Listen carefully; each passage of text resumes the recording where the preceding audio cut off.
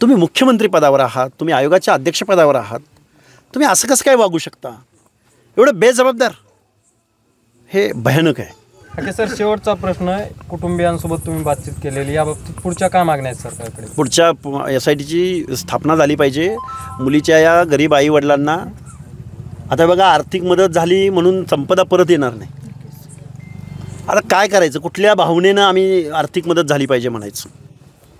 आर्थिक मदत झाली पाहिजे. त्यांच्या मनामध्ये एक तर संपदा गेलेली आहे, पण दुसरी संपदा घडू नये यासाठी शासन काय पावलं उचलणार आहे?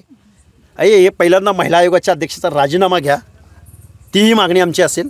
एवढं बेजबाबदार आणि थिल्लर वागणं या महिला आयोगाच्या अध्यक्षाकडून असेल तर आम्हालासुद्धा रस्त्यावर उतरवावं लागेल.